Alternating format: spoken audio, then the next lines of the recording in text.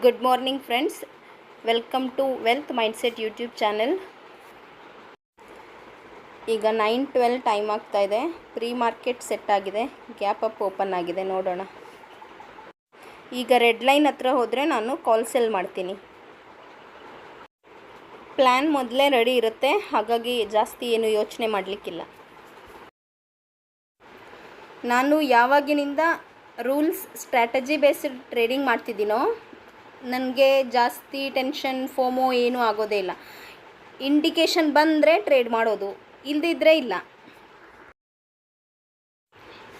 ಮೇಲೆ ಹೋಗುತ್ತೋ ಕೆಳಗೆ ಬರುತ್ತೋ, ಇಲ್ಲಿಂದ ಬೈ ಮಾಡೋದಾ ಸೆಲ್ ಮಾಡೋದಾ ಆ ಥರ ಏನು ಯೋಚನೆ ಮಾಡಲಿಕ್ಕಿಲ್ಲ. ಇಂಡಿಕೇಷನ್ ಬಂದರೆ ಟ್ರೇಡ್ ಮಾಡೋದು, ಇಲ್ಲದಿದ್ದರೆ ಇಲ್ಲ, ಸುಮ್ಮನೆ ಇರೋದು. ರೆಡ್ ಲೈನಲ್ಲೇ ಓಪನ್ ಆಗಿ ಕೆಳಗಡೆ ಬಂದಿದೆ. ಎಲ್ಲಿ ಟ್ರೇಡ್ ಸಿಗುತ್ತೆ ನೋಡೋಣ.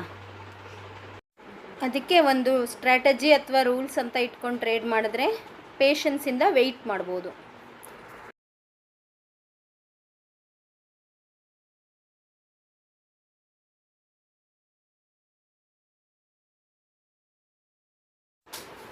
ನಾನೀಗ ಇಲ್ಲಿ ಕಾಲ್ ಸೆಲ್ ಮಾಡ್ತೀನಿ.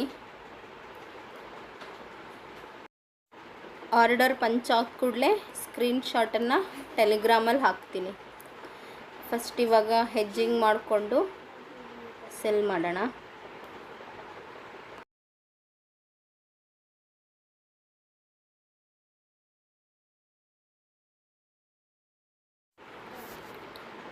ಆರ್ಡರ್ ಕನ್ಫರ್ಮ್ ಆಯಿತು ನೋಡಿ, ಎಕ್ಸಿಕ್ಯೂಟ್ ಆಯಿತು ಆರ್ಡರು. ಟೆಲಿಗ್ರಾಮ್ನಲ್ಲಿ ಸ್ಕ್ರೀನ್ಶಾಟ್ ಹಾಕ್ತೀನಿ. ಟೈಮಿಂಗ್ಸ್ ಎಲ್ಲ ಅಲ್ಲೇ ಬರುತ್ತೆ, ಎಲ್ಲಿ ತೊಗೊಂಡಿದ್ದು ಏನು. ಆಪ್ಷನ್ ಸೆಲ್ಲಿಂಗ್ನಲ್ಲಿ ಹೆಜ್ಜಿಂಗ್ ಮಾಡಿ ಸೆಲ್ ಮಾಡೋದು safe trade. First stop loss add ಮಾಡೋಣ. ಸ್ಟಾಪ್ ಲಾಸ್ ಹಾಕಲೇಬೇಕು. ಆಪ್ಷನ್ ಬೈಯಿಂಗ್ ಆಗಿರಲಿ ಸೆಲ್ಲಿಂಗ್ ಆಗಿರಲಿ ಏನೇ ಇರಲಿ ಸ್ಟಾಪ್ ಲಾಸ್ ಹಾಕಬೇಕು. ಇಲ್ಲಿ ಸ್ಮಾಲ್ ಸ್ಟಾಪ್ ಲಾಸಲ್ಲಿ ಸಿಗ್ತಾಯಿದೆ. ನನ್ನ ರೂಲ್ಸ್ ಸ್ಟ್ರಾಟಜಿ ಪ್ರಕಾರ ನನಗೆ ಯಾವಾಗಲೂ ಸ್ಮಾಲ್ ಸ್ಟಾಪ್ ಲಾಸಲ್ಲೇ ಸಿಗುತ್ತೆ. ಕಡಿಮೆ ಲಾಸಲ್ಲಿ ಹೊರಗೆ ಬಂದರೆ ನೆಕ್ಸ್ಟು ಯಾವುದಾದ್ರೂ ಒಂದು ನೆಕ್ಸ್ಟು ಪ್ಲ್ಯಾನ್ ಬಿ ಅಥವಾ ಒಂದು ಟ್ರೇಡ್ ಮಾಡಿ ಅದನ್ನು ಸರಿ ಮಾಡ್ಬೋದು. ಕಡಿಮೆ ರಿಸ್ಕಲ್ಲಿ ಟ್ರೇಡ್ ಮಾಡೋದನ್ನು ಕಲಿಬೇಕು ಯಾವಾಗಲೂ. ಮತ್ತು ಪ್ರಾಫಿಟ್ ಆಗ್ತಾ ಇರುತ್ತೆ ಯಾವಾಗ, ಅದು ಪ್ರಾಫಿಟ್ ಲಾಸ್ ಮುಖ್ಯ ಅಲ್ಲ. ಡಿಸಿಪ್ಲಿನಲ್ಲಿ ಕಡಿಮೆ ರಿಸ್ಕಲ್ಲಿ ಟ್ರೇಡ್ ಮಾಡೋದು ಹೇಗೆ ಅಂತ ಕಲಿಬೇಕು. ಟ್ರೇಡ್ ನಡೀತಾ ಇದೆ, ನೋಡೋಣ ಏನಾಗುತ್ತೆ ಅಂತ. ನನಗೆ ಈ ಟ್ರೇಡಲ್ಲಿ ಸ್ಟಾಪ್ ಲಾಸ್ ಹಿಟ್ಟಾದರೆ ನಾನು ಪ್ಲ್ಯಾನ್ ಬಿ ಮಾಡ್ತೀನಿ. ಅದು ಕೂಡ ಇನ್ನೊಂದು ಇಂಡಿಕೇಷನ್ ಬಂದ ಮೇಲೇ. ಬಟ್ ಒಂದು ಸರ್ತಿ ಪ್ರಾಫಿಟ್ ಆಗೋಕ್ಕೆ ಸ್ಟಾರ್ಟ್ ಆದರೆ ಅದನ್ನು SL ಟ್ರಯಲ್ ಮಾಡಲೇಬೇಕು. SL ಟ್ರಯಲ್ ಮಾಡ್ತಾ ಹೋಗ್ತೀನಿ. ಮತ್ತು ಎಕ್ಸಿಟ್ ಆದಮೇಲೆ ಎಂಟ್ರಿ ಮಾಡೋದು ಅದೆಲ್ಲ ಮಾಡಬಾರ್ದು. ಡಿಸಿಪ್ಲಿನಲ್ಲಿಯೇ ಡೈಲಿ 1 ಅಥವಾ 2 ಟ್ರೇಡ್ ಮಾತ್ರ ಮಾಡಬೇಕು. ಅದೇ ಆಪ್ಷನ್ ಬೈಯಿಂಗ್ ಆದರೂ ಮಾಡ್ಬೋದು, ಸೆಲ್ಲಿಂಗ್ ಆದರೂ ಮಾಡ್ಬೋದು. ನಾನು ಒಂದು ಸ್ವಲ್ಪ ದಿನ ಬಿಟ್ಟು ಮತ್ತೆ ಆಪ್ಷನ್ ಬೈಯಿಂಗ್ ಕೂಡ ಮಾಡೋದು. ಇದೇ ರೂಲ್ಸ್ ಪ್ರಕಾರ ಇದೇ ಸ್ಟ್ರಾಟಜಿಯಲ್ಲಿ ಹೇಗೆ ಆಪ್ಷನ್ ಬೈಯಿಂಗ್ ಮಾಡೋದು ಅಂತ ಅದು ಒಂದು ಲಾಟಲ್ಲೇ ಮಾಡೋಣ. ಒಟ್ಟಾರೆ ಏನಂದರೆ ಡಿಸಿಪ್ಲಿನಲ್ಲಿ ಕನ್ಸಿಸ್ಟೆನ್ಸಿಯಾಗಿ ಸೇಮ್ ಕ್ವಾಂಟಿಟಿಯಲ್ಲಿ ಒಂದೇ ಥರ ಟ್ರೇಡ್ ಮಾಡ್ತಾ ಹೋಗಬೇಕು. ಆಗ ಲಾಂಗ್ ಟರ್ಮಲ್ಲಿ ಪ್ರಾಫಿಟೇಬಲ್ ಆಗೋಕ್ಕೆ ಸಾಧ್ಯ. ಏನು ರೂಲ್ಸ್ ಇಲ್ಲ, ಸ್ಟ್ರಾಟಜಿ ಇಲ್ಲ ಅಂದರೆ ಎಲ್ಲಿ ತಗೊಳ್ಬೇಕು, ಎಲ್ಲಿ ಸೆಲ್ ಮಾಡಬೇಕು, ಎಲ್ಲಿ ಬೈ ಮಾಡಬೇಕು ಅಂತಲೇ ಗೊತ್ತಾಗಲ್ಲ. ಸೊ ರಾಂಗ್ ಎಂಟ್ರಿ ಮಾಡ್ತೀವಿ, ಅದು SL ಹಿಟ್ ಆಗುತ್ತೆ. ಒಂದೊಂದು ಸರಿ SLೂ ಹಾಕಲ್ಲ, ಎಲ್ಲೆಲ್ಲೋ ಎಕ್ಸಿಟ್ ಆಗೋದು, ಆಮೇಲೆ ಫ್ರಸ್ಟ್ರೇಷನ್ ಆಗಿ ಫೋಮಿಗೆ ಬಂದು ಓವರ್ ಟ್ರೇಡ್ ಮಾಡೋದು, ಇದೆಲ್ಲ ಆಗುತ್ತೆ. ಸೊ ಒಂದು ರೂಲ್ಸ್ ಸ್ಟ್ರಾಟಜಿ ಅಂತ ಫಾಲೋ ಮಾಡಲೇಬೇಕು.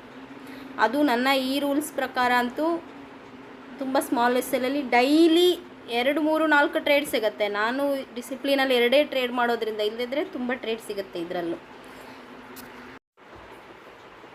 ಇಲ್ಲಿ ಪ್ರಾಫಿಟ್ ಅಥವಾ ಲಾಸ್ ಮುಖ್ಯ ಅಲ್ಲ. ಇವತ್ತು SL ಹಿಟ್ ಆಗ್ಬೋದು, ನಾಳೆ ಟಾರ್ಗೆಟ್ ಹಿಟ್ ಆಗ್ಬೋದು, ನಡೀತಾ ಇರುತ್ತೆ. ಬಟ್ ನಮ್ಮ ಹತ್ರ ಕ್ಯಾಪಿಟಲ್ ನಾವು ಉಳಿಸ್ಕೋಬೇಕು, ಅಮೌಂಟ್ ಇರಬೇಕು. ಇಲ್ಲದಿದ್ದರೆ ಟ್ರೇಡ್ ಮಾಡೋದೇ ಹೇಗೆ ಅಲ್ವಾ. ಸೊ ಲಾಂಗ್ ಟರ್ಮಲ್ಲಿ ಟ್ರೇಡ್ ಮಾಡಬೇಕು ಅಂತಂದರೆ ಕ್ಯಾಪಿಟಲ್ ಇರಬೇಕು. ಸೊ ಅದಕ್ಕೋಸ್ಕರ ಡಿಸಿಪ್ಲಿನಾಗಿ ಒಂದೇ ಟ್ರೇಡು 2 ಟ್ರೇಡ್ ಆ ಥರ ಮಾಡಿದ್ರೆ ಒಂದಿನ ಲಾಸ್ ಆಗುತ್ತೆ, ಒಂದಿನ ಪ್ರಾಫಿಟ್ ಆಗುತ್ತೆ. But over the period of time ಖಂಡಿತ ಪ್ರಾಫಿಟೇಬಲ್ ಆಗೇ ಬರ್ತೀವಿ. ಮೋಸ್ಟ್ಲಿ SL ಹತ್ರ ಬಂತು ಅನಿಸುತ್ತೆ. ಹಿಟ್ಟಾಯಿತು, SL ಹಿಟ್ಟಾಯಿತು. ನೋಡೋಣ, ಪ್ಲ್ಯಾನ್ ಬಿ ಮಾಡೋಣ ಮತ್ತೆ.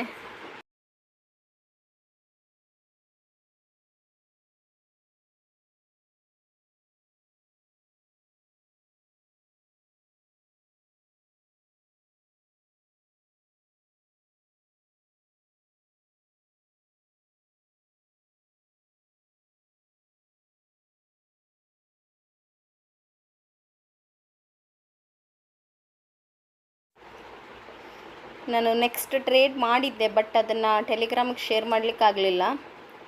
ಯಾಕೆಂದರೆ ನಾನು ಕಾಲ್ಸ್ ಎಲ್ಲ ಅದು ತುಂಬ ದೊಡ್ಡ ಎಸ್ ಎಲ್ ಬರ್ತಾಯಿತ್ತು.